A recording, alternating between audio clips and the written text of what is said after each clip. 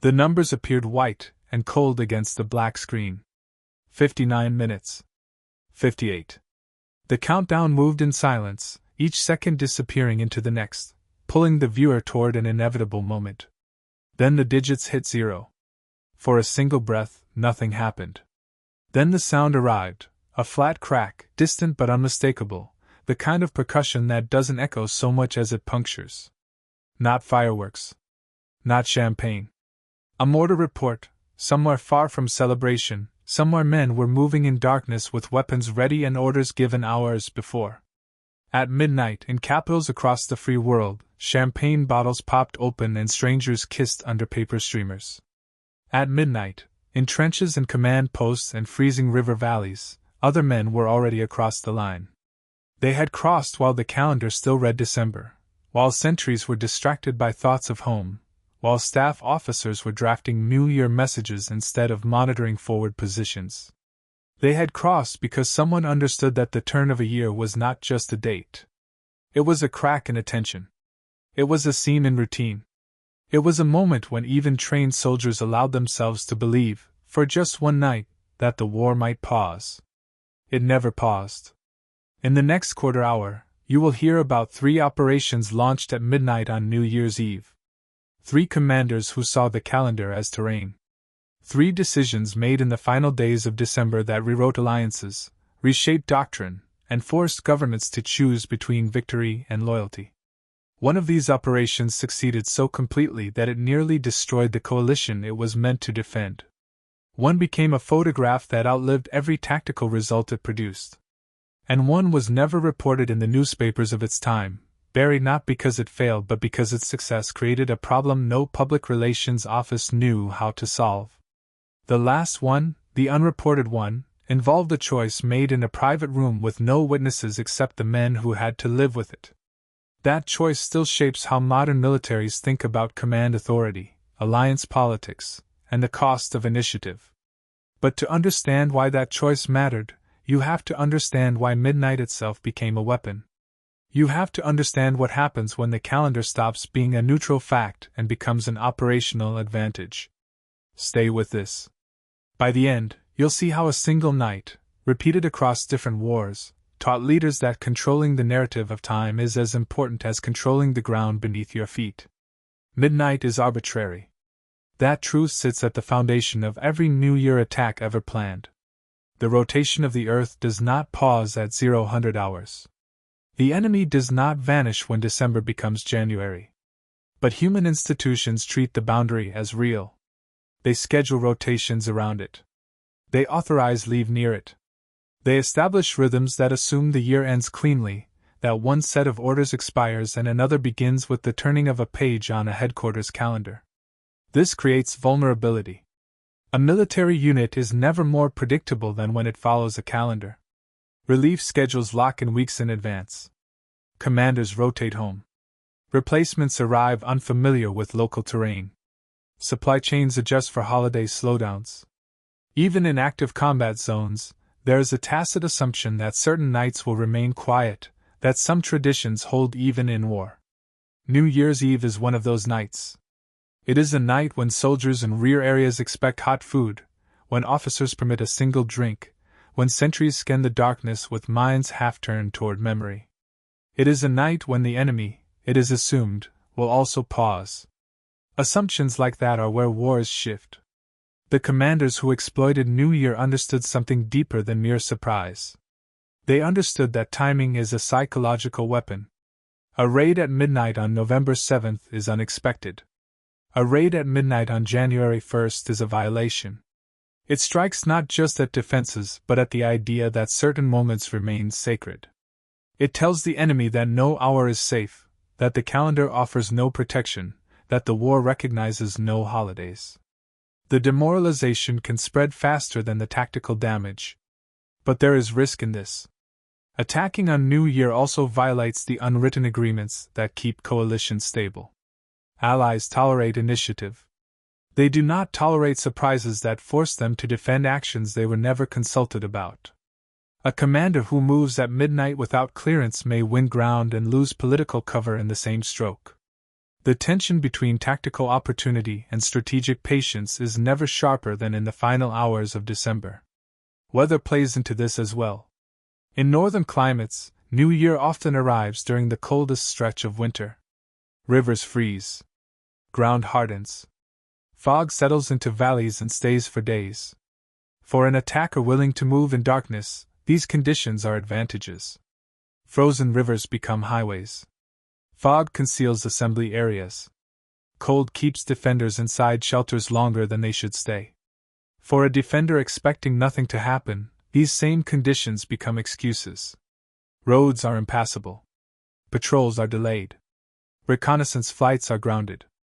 The assumption spreads that if we cannot move, either can they.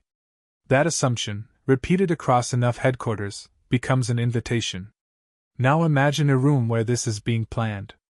Not a grand strategy session. A smaller space. A field headquarters, perhaps, or a commandeered farmhouse with maps pinned to plaster walls. The officers present are tired. It is late December. They have been at war for months, maybe years. They know their forces are stretched. They know the enemy is dug in. They know that spring will bring reinforcements, new offensives, a grinding continuation of everything that has already bled both sides pale. One of them says it aloud. We could cross at midnight. New Year's Eve. When their guard shifts are rotating and their officers are distracted and their sentries are cold enough to stay near fires. We could be across before anyone realizes the calendar doesn't protect them. Someone else in the room objects. It will look opportunistic. It will anger the alliance. It will give the enemy a propaganda victory even if we take the ground. And the commander at the head of the table makes a choice. Not because the objection is wrong, but because the opportunity is real. Because wars are won by men who act when others hesitate. Because the cost of waiting might be higher than the cost of moving, even if moving creates problems that won't appear in the tactical reports. That room, that moment, has recurred across different wars and different armies. The specifics change. The logic does not. And the consequences of that logic shape everything that follows. Here's the part that might surprise you. The first operation we'll examine succeeded so completely that it became a case study in tactical excellence. Every objective taken. Every timeline met. Minimal casualties. Total surprise achieved. It should have been a triumph. Instead, it became a political crisis that nearly fractured the alliance it was meant to strengthen. The problem wasn't the execution. The problem was the silence. The problem was that when morning came, the missing men at breakfast tables weren't the enemy. They were Allied officers who hadn't been told the attack was coming. If you want to understand how victory can become a liability, stay close. The next section takes you to the riverbank. The river was not wide. In summer it could be forded on foot in places, the water barely chest-deep over smooth stones worn flat by centuries of current. But this was not summer. This was the second week of January, though the crossing had been planned for the night when December expired. Ice crusted the banks. The water ran black and fast in the channel, too swift to freeze completely, cold enough that a man submerged would lose function in his limbs within minutes. Across the water, the far bank rose in a low bluff.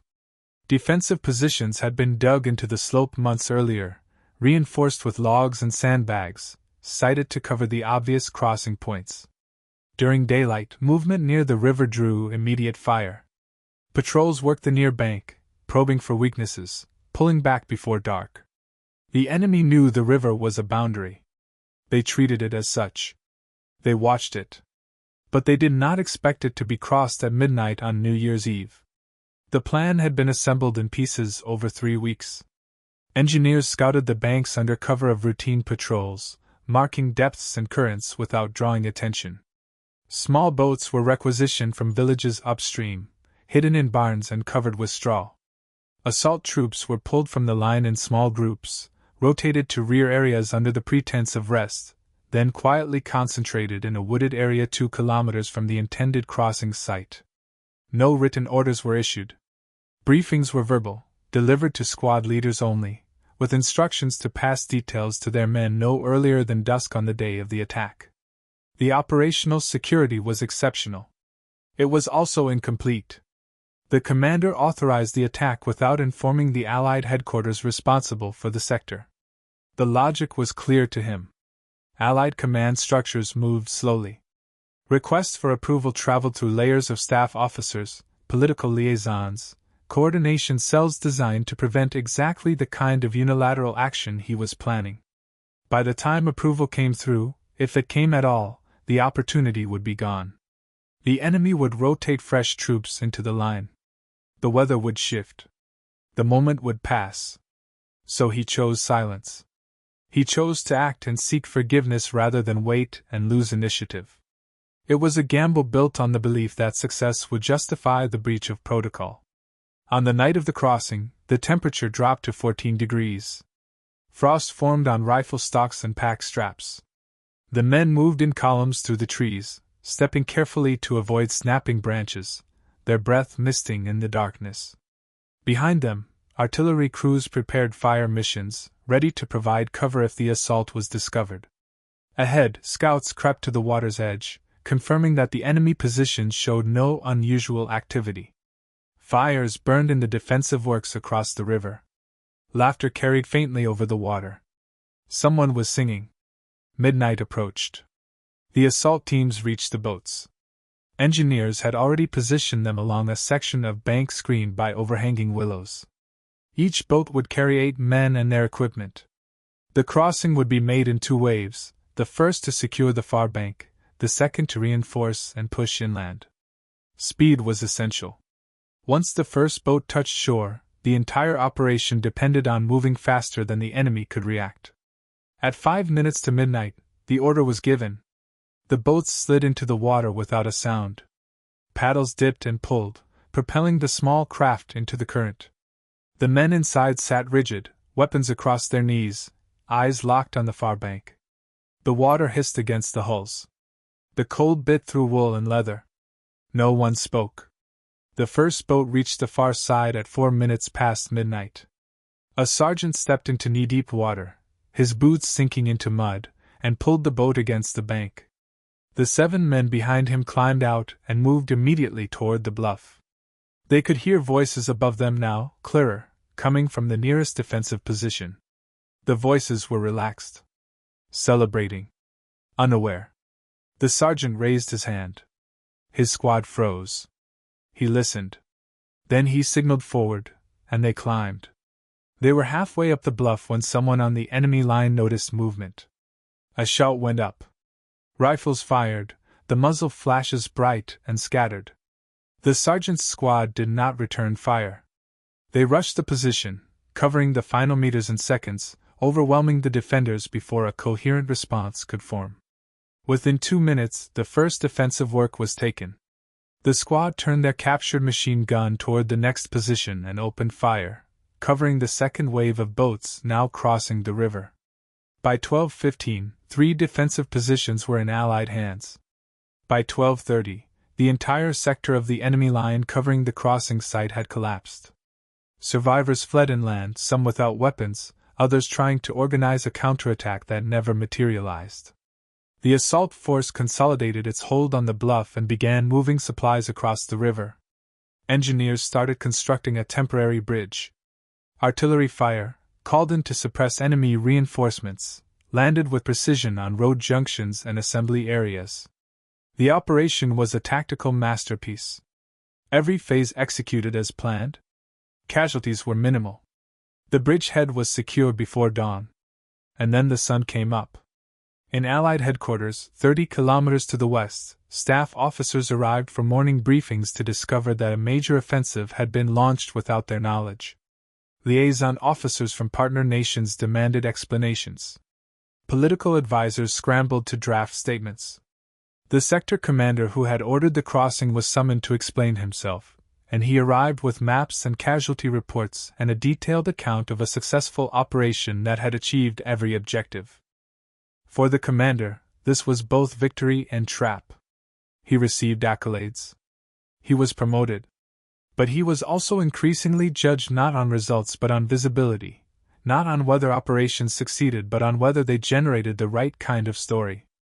Future plans were evaluated partly on their media potential. Objectives were chosen not only for their strategic value but for their symbolic resonance. The line between military necessity and public relations began to blur. This shift had consequences. Other commanders, watching the rewards that followed media-friendly operations, began to adjust their own planning. Timing, staging, and documentation became factors in operational design. Press officers gained influence in headquarters. The question was no longer just can we take this position, but how will it look when we do? The professionalization of military public relations accelerated, and with it, the idea that narrative control was a form of combat power. There was resistance to this. Senior officers from an earlier generation objected that war was not theater, that chasing headlines compromised operational security, that the press could not be trusted with the truth. But their objections were overruled by results. The photograph-driven operation had worked. It had boosted morale. It had silenced critics. It had provided a story that supported continued funding and political will. In the calculus of modern coalition warfare, those outcomes mattered as much as tactical gains. Yet the operation also revealed a deeper problem. If success is measured by visibility, what happens when the cameras are not present? What happens to the soldiers fighting in sectors that generate no headlines, taking positions that offer no photogenic backdrops, dying in actions too small or too complicated to be reduced to a single image? Their sacrifices do not disappear, but they fade. They become footnotes. They do not shape public memory. And public memory, as this operation demonstrated, is what determines how wars are remembered and judged. In private, years later, one of the officers involved in planning the midnight assault admitted something uncomfortable. He said that the operation's primary achievement was not the ground taken but the morale generated. He said that if you measured the position's strategic value objectively, it probably was not worth the casualties. But if you measured its symbolic value, if you considered the effect of the photograph on civilian support for the war, then the cost was justified. He said this quietly, in a conversation that was never meant to be recorded, and the admission hung in the air like an accusation. Because if that calculation was correct, then men had died for a photograph. Not for terrain. Not for tactical advantage. For an image. For a story. For the maintenance of a narrative that kept the war effort politically viable. That is the uncomfortable truth at the center of the second operation. It succeeded on its own terms. It delivered exactly what it was designed to deliver.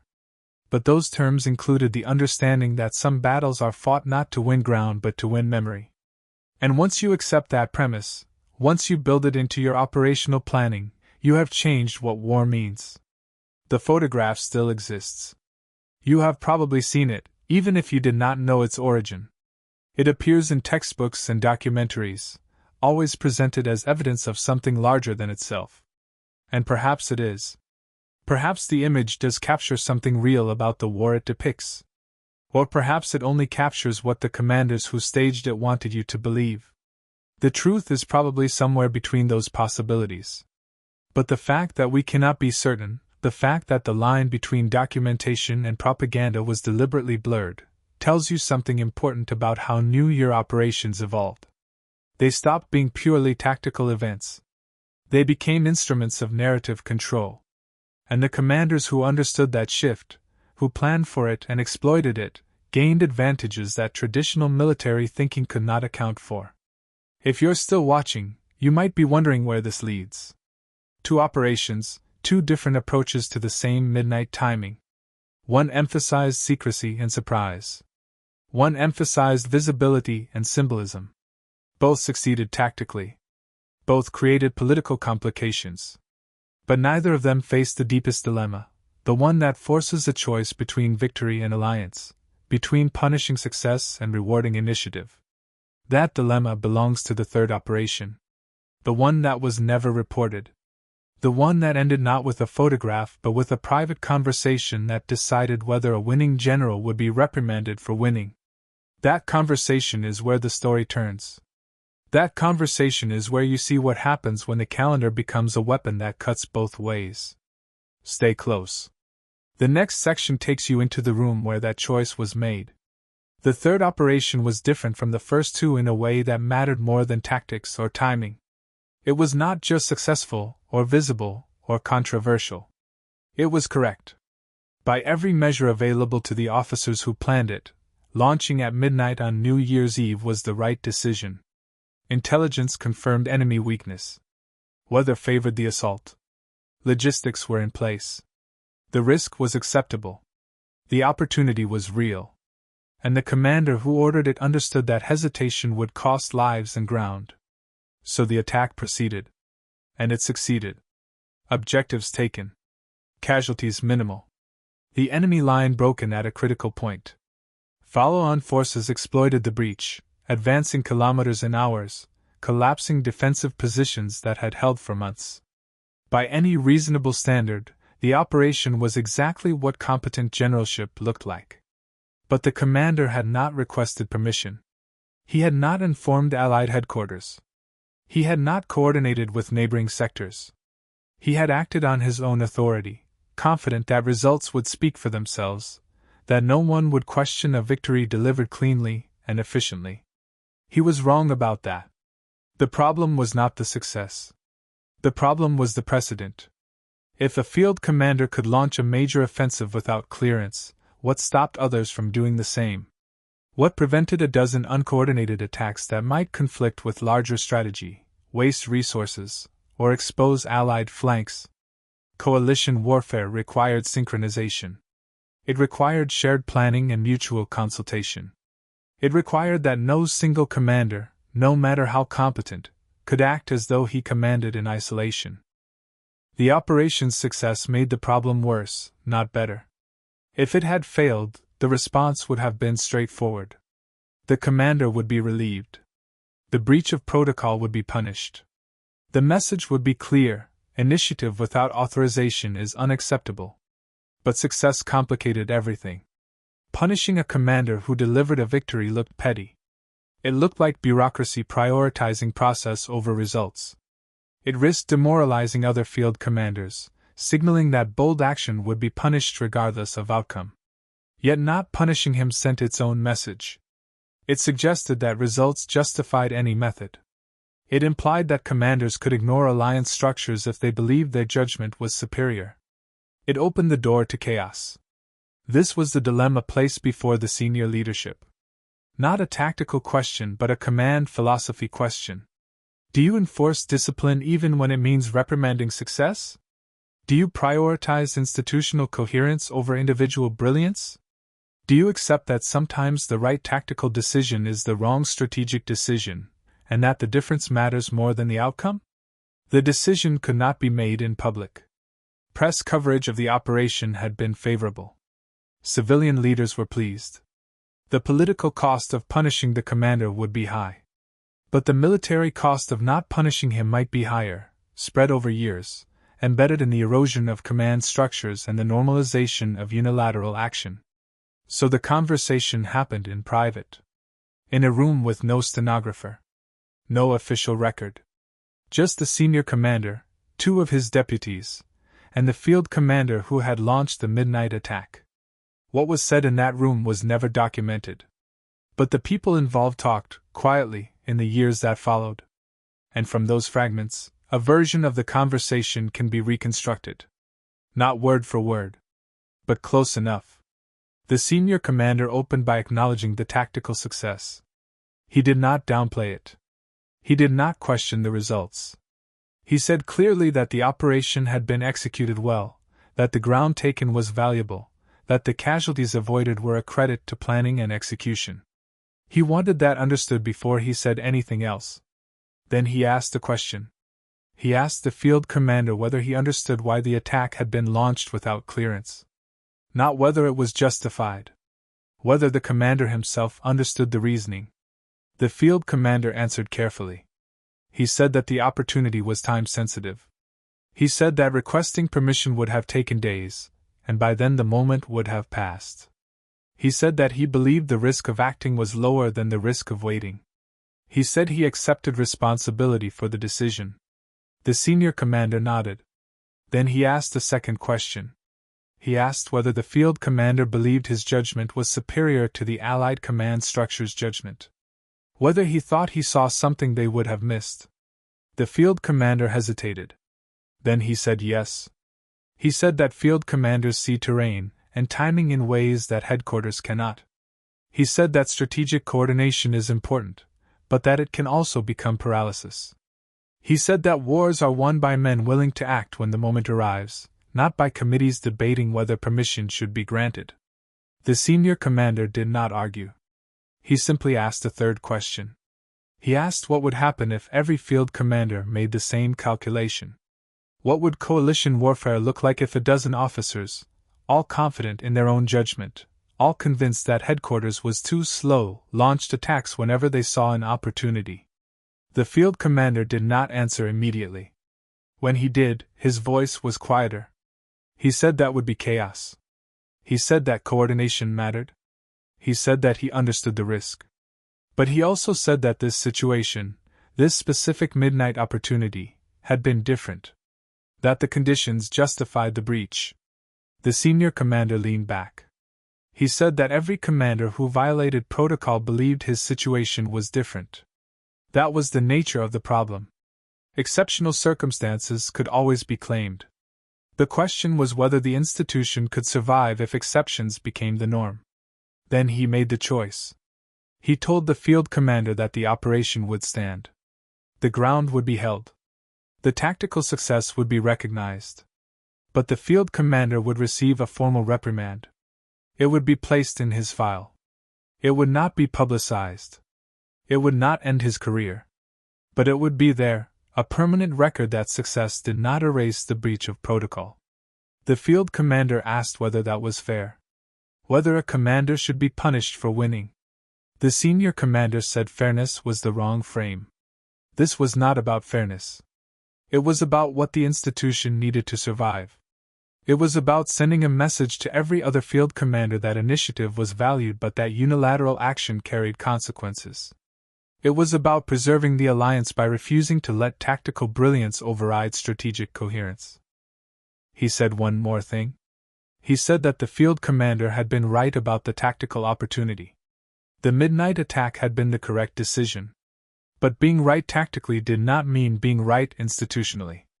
And in coalition warfare, the institution had to come first. Otherwise, the alliance would fracture, and all the tactical victories in the world would not prevent strategic collapse. The conversation ended there. The field commander saluted and left. The reprimand was issued quietly. The operation was never discussed in public debates about command authority. The success was celebrated. The discipline was buried. But the precedent held. In the years that followed, other field commanders faced similar opportunities. Some requested permission and lost the chance. Some acted without clearance and were reprimanded, regardless of results. The message was consistent, initiative was encouraged, but unilateral action was not cost-free. You could act on your judgment, but you would answer for it. Victory did not grant immunity. This created tension, as it was meant to. Field commanders chafed at the restriction. Some argued that wars were lost by hesitation, that headquarters could not understand the urgency of battlefield decisions, that the best commanders were being handcuffed by bureaucrats. But the counterargument held. Coalitions could not function if every component acted independently. Coordination was not optional. And if that meant losing some tactical opportunities, the cost was worth it to preserve strategic unity. The debate never fully resolved. It recurs in different forms, in different wars, whenever a commander faces a choice between acting and waiting. The midnight dilemma. The New Year decision. The moment when the calendar offers an advantage that protocol forbids. What makes this case important is not that it was unique. It was not. Similar situations have occurred before and since.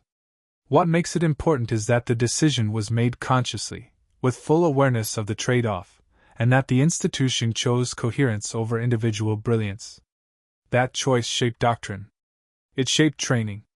It shaped the way modern militaries think about delegation, authority, and the limits of initiative. And it all turned on a midnight attack that should never have happened but did, that succeeded tactically but failed institutionally, that forced a choice between two forms of victory and chose the one that preserved the alliance. If you've stayed this far, you're beginning to see the pattern. New Year operations are not just about timing. They are about the intersection of tactical opportunity and institutional constraint. They are about the fact that war is not just fought between armies but within alliances, and that sometimes the hardest enemy to manage is your own command structure. The final section will show you how that midnight decision, made in a private room with no witnesses, rippled forward into modern doctrine. How it changed the way NATO thinks about command authority. How it influenced rules of engagement and coordination protocols and the balance between initiative and control. The conversation you just heard shaped the battlefield you might fight on tomorrow. Stay until the end. The consequences matter more than the event.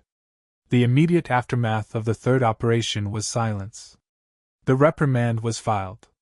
The field commander returned to his duties. The ground taken in the midnight attack was consolidated and held.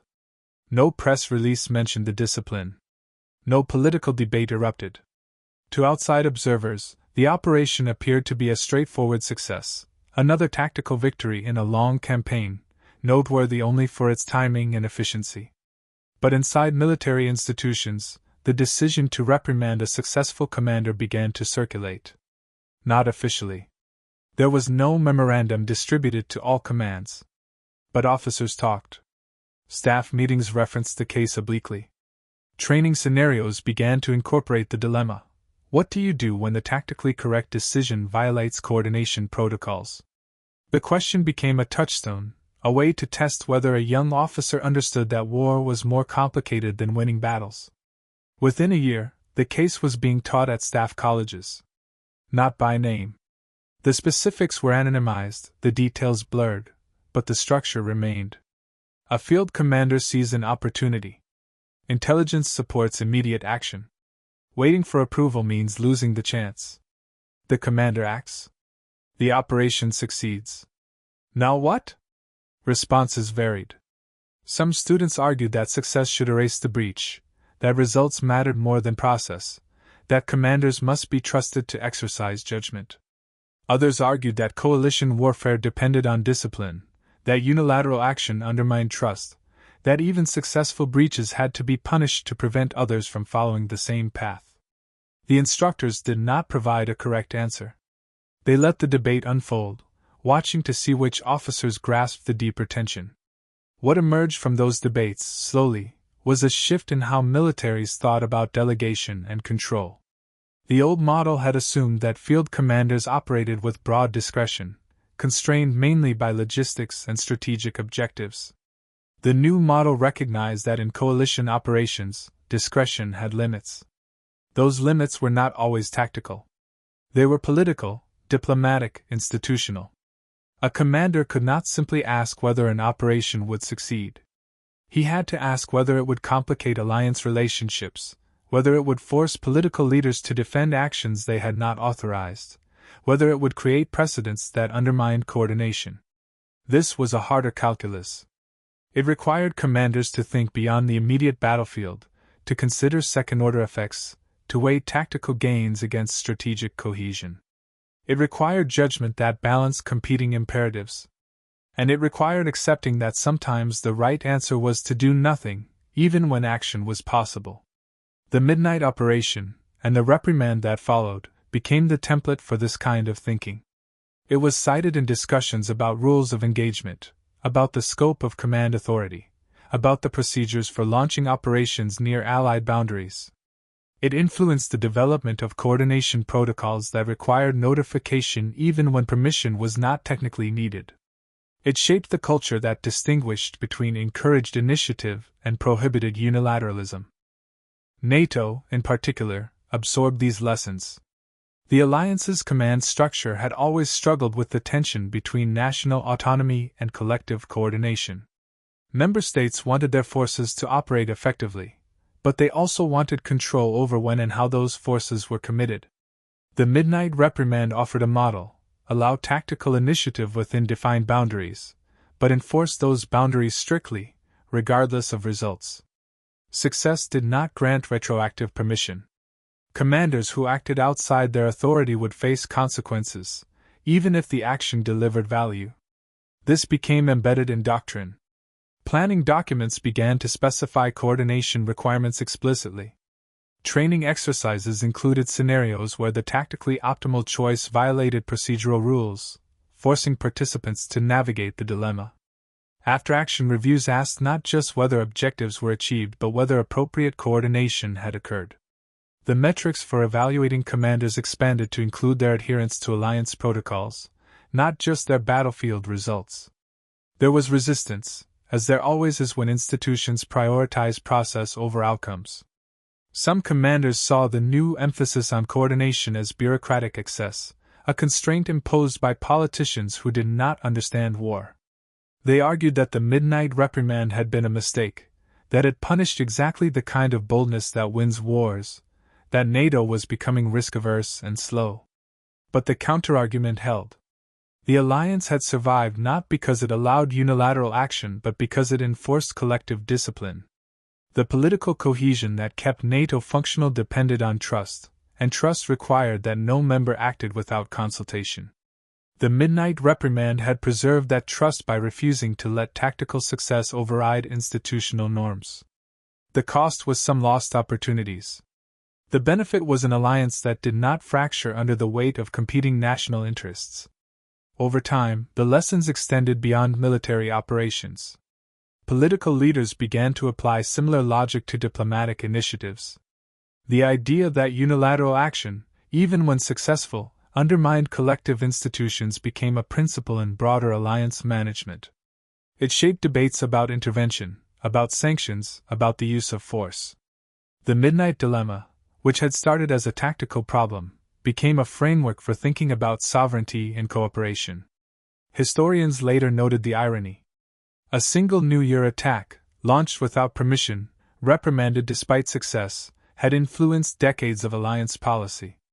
It had done so not because it was the largest operation or the most consequential battle, but because it forced a choice that revealed competing values. Tactical brilliance versus institutional discipline. Individual judgment versus collective decision-making. The right action versus the authorized action. The choice made in that private room, the decision to reprimand a winning general, had affirmed that institutions mattered more than individuals. That the alliance was more valuable than any single victory. That coherence, even when it cost opportunities, was worth preserving. And that choice still shapes the battlefield. Modern commanders planning operations near alliance boundaries know they must coordinate, even when coordination slows them down. They know that acting without clearance carries consequences that success will not erase. They know that the calendar may offer tactical opportunities, but that seizing those opportunities without authorization is a gamble that can end a career. The midnight attack taught them that. The reprimand taught them that. The quiet conversation in a room with no record taught them that. NATO briefing rooms today still reference the case, though few officers know the original details. It appears as a cautionary example in discussions about command prerogatives. It appears as a success story in discussions about alliance cohesion. It is both warning and model, a reminder that the hardest decisions are not between right and wrong but between two forms of right that cannot both be chosen. The shape of that dilemma, the structure of the trade-off, remains visible in doctrine and training. It remains visible in the questions asked when operations are planned. It remains visible in the balance that modern militaries try to strike between initiative and control, between empowering commanders and preserving coordination. All because a commander attacked at midnight on New Year's Eve without permission. All because the attack succeeded. All because the institution chose to punish success in order to preserve something it valued more. That is the long shadow of the midnight decision. That is how a single night, a single operation, a single reprimand, rippled forward into the present. Not through grand strategy or decisive battles, but through the choice to defend an institutional principle even when defending it looked like punishing victory. And if you understand that, if you see why that choice mattered, then you understand something essential about how coalitions survive. You understand that wars are not won only on battlefields. They are won in the decisions leaders make about what kind of institution they want to build, what kind of precedent they want to set, what kind of behavior they will reward, and what kind they will punish. The midnight attack was a test of that. The reprimand was the answer. And the answer still holds. New Year's Eve is a calendar date. It marks the rotation of the Earth through an arbitrary point in its orbit around the Sun. It has no tactical significance. It does not change terrain or weather or the disposition of forces. It is a human invention, a way of organizing time, a boundary we have agreed to recognize. But human institutions are built on agreed boundaries. They are built on the assumption that certain markers will be respected, that certain dates will be treated as transitions, that the turn of a year means something. And wherever there is an assumption, there is a vulnerability. Wherever there is a routine, there is an opportunity for those willing to break it. The three operations examined here understood that. They understood that midnight on New Year's Eve was not just a moment, but a seam in attention. They understood that even trained soldiers, even vigilant sentries, even competent commanders, relax slightly when the calendar turns. They understood that celebrations create distraction, that traditions create predictability, that the assumption of safety is most dangerous when it is most widely held. So they attacked at midnight. They crossed rivers while fireworks lit distant skies. They assaulted positions while defenders were singing. They moved when the calendar said no one would move, and they won because assumptions are easier to exploit than defenses. But they also learned that tactical success is not the only measure that matters. The first operation succeeded and created a diplomatic crisis. The second operation succeeded and created a propaganda triumph that obscured tactical reality. The third operation succeeded and forced a choice between rewarding victory and preserving institutional discipline. All three commanders won. None of them escaped consequences. That is the deeper lesson. Timing matters. Narrative matters. Leadership matters. But the framework within which those things occur matters most. A commander who sees only the battlefield will miss the political terrain. A commander who sees only the immediate will miss the precedent being set. A commander who sees only the victory will miss the cost of winning alone. Coalition warfare demands more. It demands that you think beyond your sector, beyond your timeline, beyond your authority. It demands that you balance initiative with coordination, boldness with consultation, action with accountability. It demands that you understand the difference between what you can do and what you should do, and that you accept consequences when you choose the former over the latter. The midnight dilemma encapsulates this. Every time a commander faces a fleeting opportunity that requires acting without clearance, the same questions arise. Will I be punished if I succeed? Will I be punished if I fail? Will I be punished regardless, because the breach of protocol matters more than the result? And beneath those questions lies a deeper one. What kind of military, what kind of alliance, what kind of institution am I serving? If the institution values individual brilliance above coordination, then act.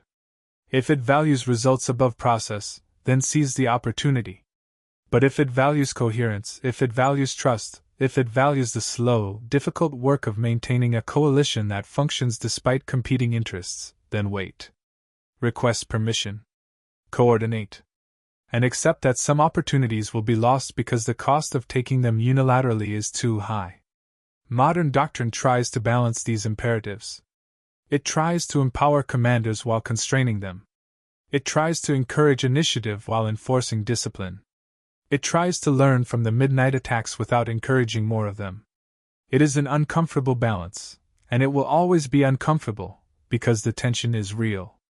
There is no formula that resolves it. There is only judgment, applied case by case, shaped by precedent and principle and the specific circumstances of the moment. The three operations you have heard about set those precedents. They established the boundaries. They showed what happens when you prioritize surprise over coordination, visibility over security, initiative over authorization. They showed that all three approaches can succeed tactically. And they showed that tactical success is necessary but not sufficient, that the harder victories are won in the decisions made after the shooting stops. Those decisions still echo. They echo in training scenarios and planning sessions and after-action reviews. They echo in the questions asked when a commander proposes an operation near an alliance boundary. They echo in the culture that distinguishes between acceptable risk-taking and unacceptable unilateralism. They echo because the midnight dilemma has not disappeared. It recurs, in different forms, in different wars, whenever the calendar offers an advantage and protocol demands restraint. And each time it recurs, commanders must decide which they value more, the ground they might take or the trust they might preserve. That choice defines leadership in coalition warfare. It defines the difference between a tactician and a strategist. It defines whether you see war as a series of battles to be won or as a continuous political process that happens to include violence. The commanders who attacked at midnight understood timing. The commanders who disciplined them understood institutions. Both forms of understanding are necessary. Both are incomplete without the other. And the art of command, the real art, is knowing when each matters most. New Year will come again. The calendar will turn. Somewhere, a commander will see an opportunity that depends on moving at midnight, on crossing while the enemy celebrates, on striking when the assumption of safety is strongest. And that commander will face the same choice. Act and accept consequences. Wait and lose the chance. There is no formula for that choice. There is only judgment. But if the last 70 years have taught us anything, it is this: the commanders who succeed in the long run are not the ones who win every tactical engagement. They are the ones who understand that war is fought within institutions, that those institutions matter, and that preserving them sometimes requires sacrificing opportunities that would otherwise be worth taking. The midnight attacks proved you can win by breaking assumptions. The reprimands proved that winning alone is not enough. The doctrine that emerged proved that both lessons can coexist, uncomfortably, in the same institutional framework. That framework is what keeps coalitions functional. That framework is what allows nations with different interests to cooperate in war. That framework is what survives when individual commanders rotate out and battles fade from memory. And that framework was shaped, in part, by commanders who attacked at midnight on New Year's Eve and by leaders who chose to punish them for succeeding. Both contributions mattered. Both are remembered, even when the names are forgotten. This is how institutions learn. Not through grand pronouncements, but through specific cases that force hard choices. Not through theory, but through precedent. Not through avoiding dilemmas, but through facing them and making decisions that future generations will argue about. The midnight operations gave us those dilemmas. The decisions that followed gave us the precedents. The doctrine that emerged gave us the framework. And the framework, imperfect as it is, continues to shape how wars are fought and how alliances survive. That is the story of New Year timing as a weapon. Not a simple story of tactical innovation. Not a story of brilliant commanders outsmarting enemies. A story of tension between competing values, of choices made in private that shaped public institutions, of victories that created problems and problems that forced evolution. The calendar still turns at midnight. The opportunities still arrive. The dilemmas still recur. But the commanders facing them now have the precedents. They have the framework. They have the knowledge that others face the same choice and that the institution remembers how those choices were made. That knowledge does not make the choice easier, but it makes it informed. And in coalition warfare, where the margin between success and fracture is often narrow, informed choices are what keep the whole structure standing. If you found value in this story, in this examination of how timing becomes a weapon and how institutions respond, then consider subscribing. We release one long-form military history every month, each focused on a specific decision point, a specific dilemma, a specific moment where the tactical and the institutional collided. These are not stories about grand battles. They are stories about the choices leaders make when no option is clean, when every path has costs, when the right answer depends on what you value most. The next video will examine a different kind of timing, a different kind of vulnerability. But the structure will be the same. A moment when assumption created opportunity. A decision made under pressure. Consequences that rippled further than anyone anticipated. That pattern recurs throughout military history, and understanding it helps you see past the surface of events to the deeper logic that shapes how wars unfold. If you want to engage more deeply, there is a question pinned in the comments. If you were the commander who launched the successful midnight attack, and you were told you would be reprimanded despite the victory, would you accept the reprimand? Or would you argue that success should justify the method? There is no correct answer, but your reasoning matters. The most thoughtful response will be pinned and discussed in the next video. Thank you for staying through the full story. Thank you for engaging with the complexity. Thank you for understanding that the hardest questions in war are not about tactics but about what kind of institutions we build and what kind of precedents we set. Those questions matter. They shape the battlefield. They shape the world we live in. The midnight dilemma is not resolved. It will recur. And when it does, the decisions made now will become the precedents that constrain or empower the commanders who face it next. That is how history works. That is how institutions evolve. That is how the calendar, arbitrary as it is, becomes a weapon that cuts both ways.